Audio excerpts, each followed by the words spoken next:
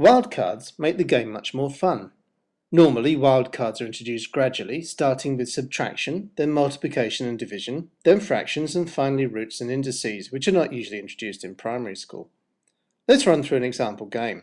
I'm going to show all the cards. Remember, usually you wouldn't be able to see each other's hands. I'm also not going to use a whole pack, as that would take too long. In this game, we'll only use subtraction, multiplication, and division wildcards. While going through this game, observant players may notice that some good moves are not exploited. This is because I want to explain certain things, not because there's anything wrong with the moves that I ignore. Make sure you put your cards in order. Being well organised allows you to play faster and win more cards in timed games. Wild cards should be placed at the beginning or the end of your hand, not mixed in with the number cards. The non-dealer uses his or her wild card, times 2, on the 4 to make 8. 4 times 2 is 8. Using a wild card gives them another turn, as only using a number card can end a turn. This means that the non-dealer can take the cards immediately, winning 3 cards. The dealer uses their wild card divided by 2 on the 12 to make 6. 12 divided by 2 is 6.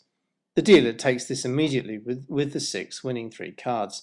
Notice that because the non-dealer had played 2 cards in the last turn, times 2 and 8, he or she had to pick up 2 cards from the pile to keep 5 cards in their hand. The non-dealer must discard because the dealer cleared the centre. There's nothing particularly useful for the non-dealer to do, so the best card to discard is the 7. Just as a tip, 7 is a good card to discard because it doesn't work well with most of the wild cards.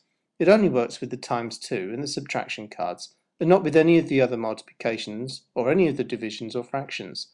11 or 13 are even better cards, as they don't even work with times 2.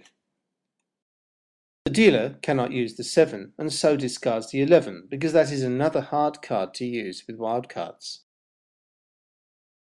We'll go through this turn step by step. First, the non-dealer joins the 11 and the 7 to make 18.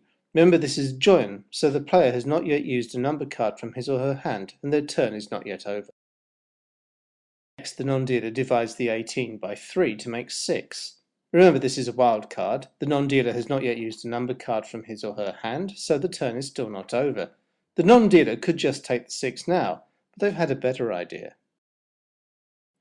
Next, the non-dealer multiplies the 6 by 5 to make 30. Remember, once again, this is a wild card and the player has not yet used a number card from their hand, so the turn is still not over. Next, the non-dealer divides the 30 by 5 to make 6 once more. Again, a wild card has been used and the player has not yet used a number card from their hand, so the turn is not over. Finally, the non-dealer takes this massive build with the 6, all in one turn, winning 6 more cards, and the total is now 9. Look for wild cards that cancel each other out, as it's like being given 2 free cards. Fractions sometimes work with multiplication in the same way. With the centre cleared, the dealer must discard. The dealer discards the 3 because the 1 is a very useful card for builds and the 3 is unlikely to be very useful for takes. But in this situation, none of the cards are particularly good to discard. Wild cards are useful to your opponent. You should only ever discard wild cards if you absolutely must. And remember that discarding a wild card does not end your turn. You must discard a number card too. The non-dealer plays the -3 card on the 3. 3 minus 3 equals 0. Then 0 times 3 equals 0. Then 0 divided by 4 equals 0. The non-dealer plays the 5 to make 5. Having played a number card, he or she must wait. The dealer plays a 1 on the build to make a 6. 5 plus 1 equals 6.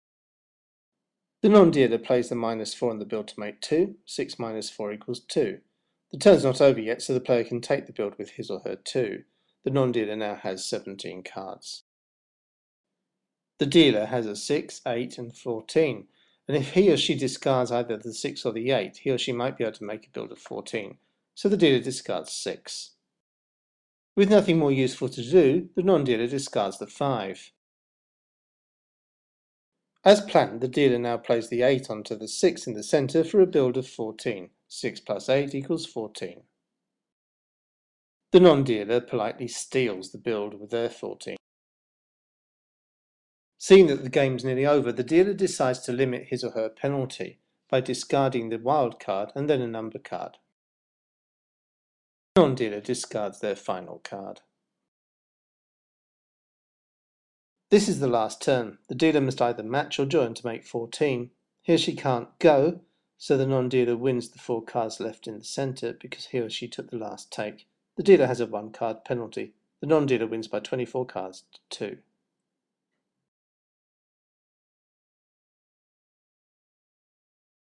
Your turn does not end when you play a wild card, as a wild card played from your hand gives you another turn. Make sure you replace all the cards you use from your hand. Try to avoid getting too many wild cards. If you have 5 wild cards in your hand, you must discard them all and pick up 5 new cards in your turn, and that will be the end of your turn. This is a very good thing for your opponent, so avoid it if you can. If you discard a wild card, your turn is not over. Try not to discard wild cards that your opponent can easily use.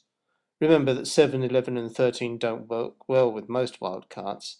Don't forget the easy builds and joins. Just because you've got wild cards doesn't mean that you have to use them.